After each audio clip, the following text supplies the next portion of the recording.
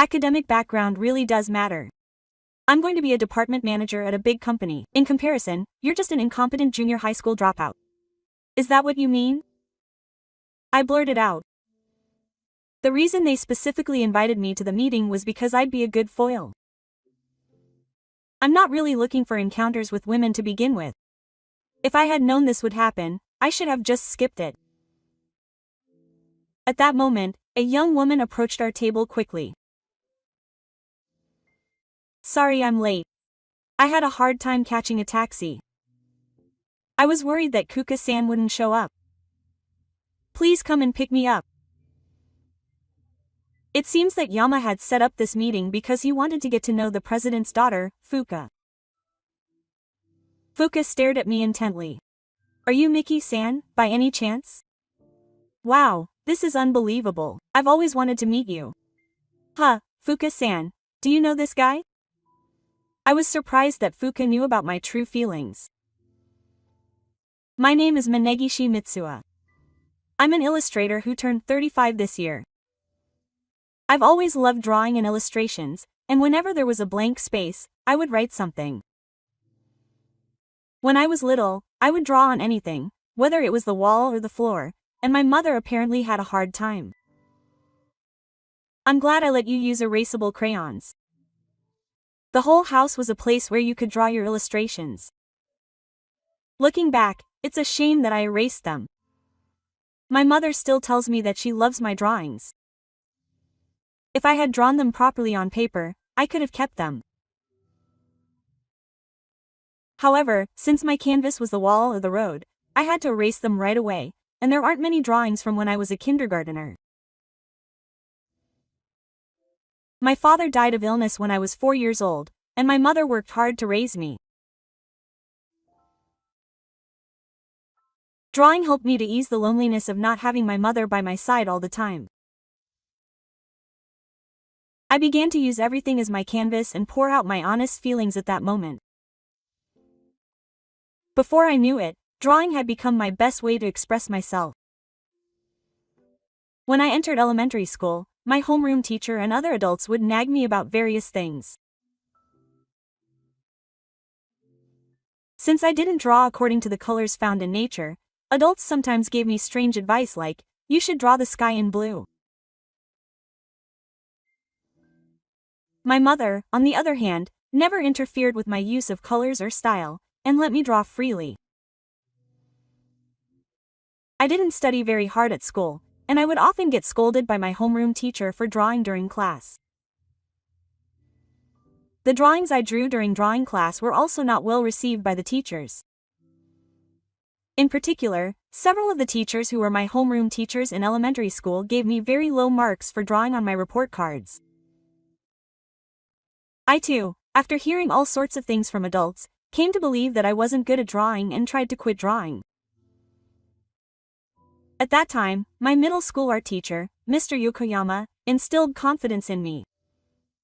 He said, "Sio's drawings are innovative and attractive. Don't worry about what adults think, just draw to your heart's content." Quote. I joined the art club where Mr. Yokoyama was the advisor, and pursued my own style and use of colors. If I hadn't met Mr. Yokoyama in middle school, I would have given up drawing and lived an ordinary life. Now, drawing and illustrations are my purpose in life. I can't thank Mr. Yokoyama enough. In the art club at the junior high school I attended, I was able to learn not only oil painting and drawing, but also illustration using a computer. I became obsessed with computers, and my interests gradually shifted from painting and sculpture to CG graphics. In this way, my junior high school life became fulfilling. I continued to draw as a source of comfort, but that alone was not enough to release all my negative emotions. It was impossible to have no contact with other students at school. Although I was considered an oddball because I only drew pictures, I did have some decent relationships with my classmates. Through these relationships, I was able to release a lot of stress by having various conversations and joking around. Most of my classmates treated me naturally, but there was one exception. It was Yama Daiki, who had the highest grades in the grade. I didn't have a good reputation with the teachers because I would get scolded for spacing out during class, forget my homework, or ignore the teacher's instructions. At times like these, Yamamuro would always say, "Teacher, this guy is an artist." They say artists don't fit into the mold of normality. Quote, "I'll help you with this failure, so please be lenient." Even though I didn't ask, he said that I'm a talented artist and can't be contained within the normal category. School education had become an era that emphasized individuality, but if it weren't for Yamamuro's words, I would have been treated as a poor student or a delinquent. Yama's parents were very passionate about education and apparently tried to get all three of their children into famous private elementary schools with high academic scores. Yamamuro was the second of three siblings and unfortunately failed to get into the only private elementary school he wanted. As a result, he ended up attending the same public elementary school as us. He was smart anyway, so the teachers remembered him well. Yamamuro loved being in a position of authority over others, such as class president and student council president, and he continued to be active in these activities. All of this was for the sake of telling stories that would give him an advantage in the interviews for the middle school entrance exams. Yama's reputation at school skyrocketed because he took care of me, who was an oddball. I never found Yama annoying either.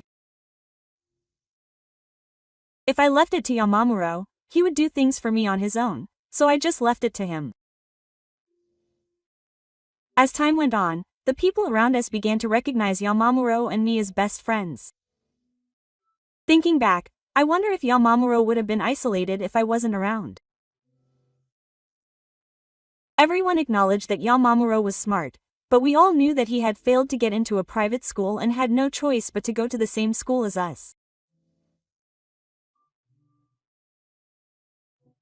It felt like we had to keep a certain distance from each other, but by having me as his best friend, he had a place to belong. When it was time to go to school, Yamamuro had indeed failed the entrance exam for a private junior high school. Everyone would grin at Yamamuro, who had no choice but to go to the same school as us. And so I lived with Yamamuro for another 3 years. When he finally took the high school entrance exam, Yamamuro got into a school with a high average score, and we went our separate ways. After graduating from junior high school, I didn't go on to high school, but instead went to America, where I worked at a design firm and studied illustration. It was Mr. Yokoyama who gave me the opportunity to go to America. What do you think? Why don't you take the plunge and go to America? The teacher has an acquaintance who runs a design firm in New York. When he showed him my illustrations, he said he would love to help. It was an amazing story, and I was excited, but there were many problems. But I'm not good at English. You don't fight the world with words. You fight with illustrations. Language barriers can be solved in no time. Looking back, Mr. Yokoyama's ideas were also crazy. My mother was worried that the option of not going to high school would be disadvantageous to my later life, but Mr. Yokoyama convinced me. It's okay. Mikio has talent. What's important for an artist is to experience many stimuli while your mind is still flexible. Your mother must be lonely, but it's for Mikio's future. I understand. Mikio, you only live once. Do your best. And so, after graduating from junior high school, I went to America to train. I myself don't really know whether the time that followed was long or short.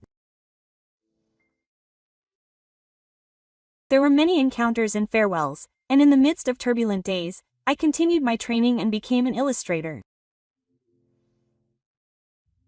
Time passed, and I turned 35. I moved back to Japan and began living with my mother. I spent fulfilling days working as an illustrator, which I loved. My mother just started asking me if I should think about getting married soon, and I was starting to feel annoyed. Then I got a sudden call from Yama. It's been a while. How are you? I heard you're still single. I'm doing well. It's been almost 20 years since I graduated from junior high school. I made a casual conversation, but it felt strange to suddenly get in touch with him after 20 years of no contact. I've heard that when Manabu contacts me after a long time, he often tries to sell me expensive products or something, so I tried to be careful not to talk about anything unnecessary, but to my surprise, Yamamuro invited me to a gathering. 3 women from my company are getting together. I also need to get 3 men together, but I just couldn't decide on one more person. That's when I remembered you. It's true that I haven't promised a future to any woman yet. I don't know much about Yamamuro's current situation, but I'm sure he's on a fast track to becoming an elite. I turned him down once to the section chief. But Yamamuro kept asking me out. Please. I've taken care of you all along. Think of it as a way of thanking me for that. Please come along. Okay. I'll at least participate. Okay, that'll be a big help. By the way, what's your current occupation? I heard you only graduated from junior high school, but what happened after that? I decided to answer carefully. Yamamuro is a very proud person, so it's best not to talk about unnecessary things. I'm an illustrator. I see. That sounds pretty tough. I'll just tell the ladies that for now. And so I ended up participating in a party organized by Yamamuro.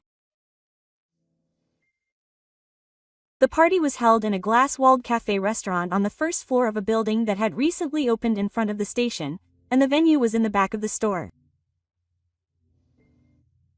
I arrived early, so I explained my situation and was shown to a seat first. However, one of the women who had chosen me was already there, and when she saw me, she bowed deeply. Nice to meet you, I'm Tanaka Mirai.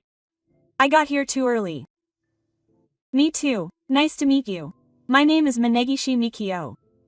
Let's order some coffee first. After talking with Mirai for a while, the rest of the party members started arriving one after another. Yamamuro, whom I haven't seen in a while, seems calm for his age of 35, but to put it bluntly, he has become an old man. Sit wherever you like. I've ordered some delicious food. Let's start with a toast. The female participants are Tanaka Miki, who arrived earlier, and Yasuda Reko, who arrived just now. The male participant seems to be Sato Yosuke, who is Yama's subordinate. One of the women seems to be running late. The men and women sit facing each other. It's decided to start first, so we toast with glasses of wine. After a brief self-introduction, it turns out that everyone except me is an employee of the same company. Miki is my classmate from junior high school. She's an illustrator. It seems like it's an unfamiliar profession, so everyone asks me questions. That's a great profession. What kind of illustrations do you do? How profitable are you? I'm jealous that you can live without riding the mine train. Yama doesn't seem happy about the attention he's getting, and tries to take the upper hand. But I only graduated from junior high school, right? She didn't even go to high school. I don't think she's a good fit for a working adult. I certainly didn't go to high school. Academic background really does matter. I'm going to be a department manager at a big company. In comparison, you're just an incompetent junior high school dropout. Yama blatantly makes fun of me. I think that's what he means. He specifically called me to high school because I'd be a good foil. I've never really wanted to meet women. If I had known this would happen, I should have just gone with Fusano. As soon as Sato heard that I was a junior high school dropout, his attitude completely changed. There are still junior high school dropouts these days? It's bad to say this, but I get the impression that they lack common sense. That's right. After all, you have to have a certain level of education. It's impossible for women to even consider you as a potential marriage partner. Reko and Mirai nod at the same time. I guess you can't see someone as a potential partner unless they've at least graduated from high school. I wouldn't go that far, but I'd feel sorry for their children when they become fathers in the future. Sato starts to openly flatter Yamamuro, who is laughing contentedly at everyone's reactions. Yama-san, it's amazing that you're a department manager at your age. Congratulations. Well, let's keep this between us. There are a lot of seniors who want to become department heads before me. At that moment, a young woman approached our table quickly. Sorry I'm late. I had a hard time catching a taxi. I was worried that Fuka-san wouldn't show up. Please sit across from me. Let me introduce Miki. This is Fukuyama, the president of our company. Yamamuro-san, please stop introducing yourself like that. I'm embarrassed. I bowed deeply. Nice to meet you. My name is Minakishio.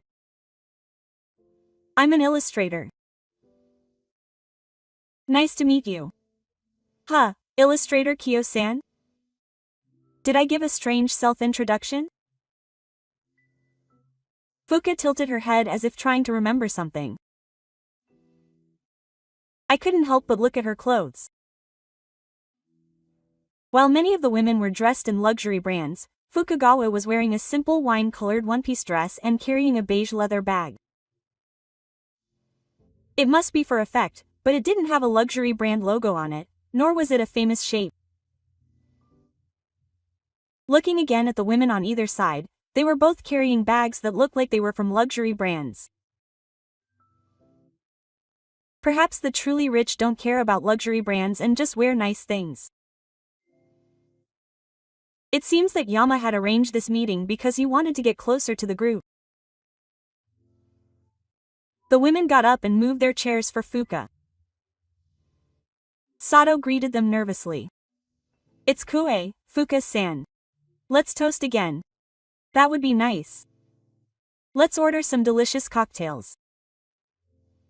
Fuka didn't respond to Yama and the others, but just stared at me. Eventually, she opened her eyes wide as if she had finally realized. Are you Miki? Oh, it's unbelievable. I've always wanted to meet you. Huh, Fumika-san, do you know this guy? Yamamuro stared at Fuka in surprise. Fuka stared at me and held out her hand. I've always wanted to meet you. Please shake my hand. Did Fuka know who I really was? I shook the hand that Bunka held out to me with a practiced motion. Did you know about me? It's surprising since I hardly do any real work in Japan. After all, you did a collaboration with a brand I liked the other day. It was limited edition in Japan, so it was really hard to get my hands on it. A few months ago, I provided illustrations for a collaboration with a budget brand popular with young American women. But it wasn't a very well-known company in Japan, and it wasn't a luxury brand, so I thought no one would know about it. In order to calm down an excited Fuka, I suggested that we sit down. Everyone stared at Fuka and me, not understanding what was going on. I think it's about time I revealed the secret. I think Fuka will explain it to me even if I don't introduce myself. Mikio is a world-renowned illustrator based in New York. Even the smallest of Mikio's illustrations can fetch high prices. I was shocked when I first encountered Mikio's work. Lately, I've often been introduced as both an illustrator and a lithographer. I used to do a lot of illustration work, but a buyer in New York noticed my work and asked me if I wanted to make lithographs and sell them. As a result, lithographs of my paintings began to sell for high prices at art shops all over the country. Just recently, a famous art museum in America purchased 3 of my works. Now, Mikio is an artist known to everyone overseas. I came back to Japan because I wanted to repay my mother for all her hard work. In fact, I had just built a mansion in Florida and wanted to live there with my mother. However, my mother is very anxious about leaving Japan, where she has lived for so long. Rather, I wondered if I could sell the mansion and work from Japan instead. I don't speak English, and I'm worried that I'll be lonely if I live overseas. I can understand my mother's feelings, but the only companies that order my work are overseas companies. That's why my work goes more smoothly if I stay in America as I have been. I left Japan after graduating from junior high school and gained a lot of experience. There are problems that I wouldn't have noticed if I had lived in an island country like Japan, but now that I'm overseas, I can see them. My work is all about ideas, so if possible, I'd like to live freely overseas. That's why I'm so torn right now. Are you going to continue living in Japan? Oh, I'm sorry. I have to call you Mikio. I've gotten used to it. Fuka's voice brings me back to my senses. I consciously give Fumika a refreshing smile. It's okay if you call me by my first name. It's normal to call me that in America, so I'm used to it. Should I continue living in Japan? Actually, I'm really torn right now. I told her that I wanted to invite my mother to live with me in a mansion in Florida, and that she was worried. Fuka listened to me with a serious expression. It's a difficult problem. My mother must be really worried because she can't speak English. Isn't there a Japanese community in Florida? There are a lot of Japanese people living there, and there is a community. But my mother likes Japan as a country. At first, I thought that letting her live in a mansion was the right thing to do, but now I'm not sure. Fuka nods deeply, saying she understands. How about sending your mother some money and having her live in Japan? She said that changing environments can be stressful, so at first, you could just visit Mitsua's house as if it were a trip, and gradually increase the amount of time you spend there. I see, like a trip? If she gets used to it little by little, she might consider living with you in the future. Thanks for the advice. Before we knew it, we were talking just the two of us. It took me a while to even notice Yamamuro's blank expression. Fukagawa and I continued talking, losing track of time. We spent more than the 2 hours we had booked, paid the bill, and left the restaurant. The other participants didn't seem to be having much fun talking, and the woman and Sato all left on the spot, leaving just Yamamuro, Fuka, and me. It seems that Yamamuro hasn't given up on Fuka yet. He seems to want to somehow create an opportunity for the two of them to talk, so he invites Fuka to a second date. It's only the three of us, but if you're okay with it, Fuka, would you like to go to another place? Sorry. I have something to do after this. Mickey, I don't want to be alone, so I'd like to exchange phone numbers. Is that okay? I wanted to talk to you more, so I said yes. If you don't mind, could you install a messaging app that's widely used in Japan on Mikio's smartphone? It's convenient because you can easily send messages and immediately know whether they've read them. Okay, I'll do it right away. I installed the messaging app on the spot and immediately added Fuka as a friend. Yamamuro just looked on with regret. Well then, I'll see you again while I'm in Japan. Good work. I'll contact you again tomorrow. I'm looking forward to it. Fuka spoke to me as if Yama didn't exist and quickly walked away. Yamamuro looked at me with resentment. I didn't know you were that famous. How shameless of you to get along with Fuka over me. You should install a messaging app now. No way. Anyway, tonight was a good night. I'm grateful for your support. With that, I left Yamamuro behind and quickly walked towards the station. To Yama, I am a supporting role to make myself look better. I think he invited me this time because I am the only one among his acquaintances who graduated from junior high school. Yamamuro was happy to receive the offer to become the head of the department, and he expected everyone to envy him. However, it turned out that I was a world-famous illustrator. Although I was called in as a supporting role, I ended up stealing the heart of Fumika, who was Yamamuro's target. I'm sorry, but I have no intention of giving in. On the way to the station, I think about the 20 years that Yama and I have each lived. I am a junior high school graduate. Yamamuro graduated from a famous university. Both of us have run headlong. One became a world-famous illustrator. The other became a department head at the young age of 35. Since we are two people who have walked completely different paths, couldn't we have talked about something more meaningful?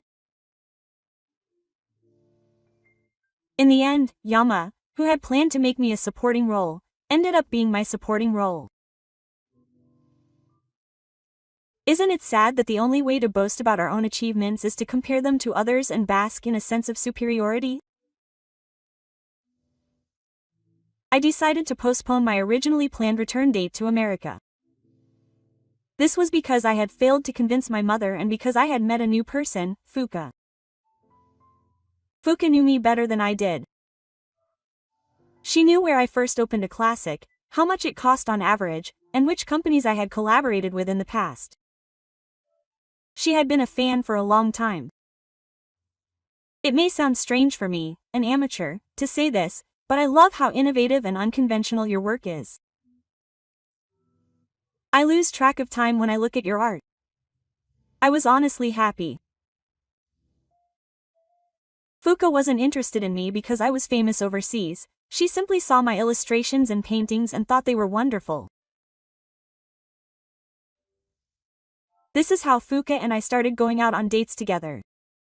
During these dates, the topic of Yama, who had become a department manager, would sometimes come up. Apparently, his rapid promotion wasn't due to his excellence, but rather to his somewhat cunning nature. Many people have the image that he acts in order to gain a title. So, even though he is excellent, he doesn't seem to be very popular. To be honest, I don't like him. It seems like he's trying to curry favor with Dad and spend time with me, but it's really annoying. I don't want to be the wife of a man like that. She says this while giving me a passionate look. It's as if she wants me to take her away. I wanted to do things properly since we were dating, so I bought her a ring the other day and confessed my feelings. I wanted her to come to America with me. Fuka, the house in Florida is too big for just me. In fact, this proposal line became famous when a Hollywood actress and a Prince of Monaco got married in the past. It fits me perfectly now, so I used it. The answer was of course yes. My mother still didn't want to leave Japan, so I decided to send her enough money for a while and take Fuka to America. The news that Fuka was getting married soon reached Yama. Yamamuro seemed to be quite shocked, and he persistently pestered Fuka. Fuka's father, the company president, couldn't just ignore such a situation, so he gave Yamamuro a stern warning. Normally, he would have woken up at this point and tried to find another partner. However, Yamamuro still had feelings for Fuka and soon started pestering her again. As a result, this ended up bringing me and Fuka closer together. I booked a seat with Fuka, and without much preparation, the two of us boarded a plane to Florida. Around this time, Yamamuro began to stray from the path of an elite who focused solely on his work. He had no popularity to begin with, so many of his subordinates and employees decided not to work hard if it would benefit Yamamuro. And then Yamamuro finally made a big mistake. He spoke out to the president of his biggest business partner and was banned from the company. I'm not talking about the manager's position. It was a big deal for the company to pursue, and Yamamuro ended up quitting the company to take responsibility. Fuka, who he had been in love with, also left Japan, and he began to live a completely carefree life, not finding a new job and spending his savings every day. He also became addicted to gambling, such as pachinko and horse racing, and is now said to be in debt. 2 years have passed since then. Fuka and I are still living in our luxurious mansion in Florida. We recently found out that Bunka is pregnant, and we are both overjoyed. We have decided to give birth in America. That way, the child we have will have the option of becoming an American citizen. I moved to America when I was 15, and thanks to the experiences I couldn't have had in Japan, I have the life I have now. That's why I want my child to have more experiences. My work is going very well. Marrying Fuka has also had an impact on my illustrations. I've been drawing more of couples, and they've been well received. When this child is born, it'll be an illustration of a family of 3. I nodded quietly, and stroked Fuka's growing belly lovingly. Recently, my mother has also started thinking about moving, perhaps because she wants to be close to her new grandchild. I already have a clear picture of a family of 4 in my head.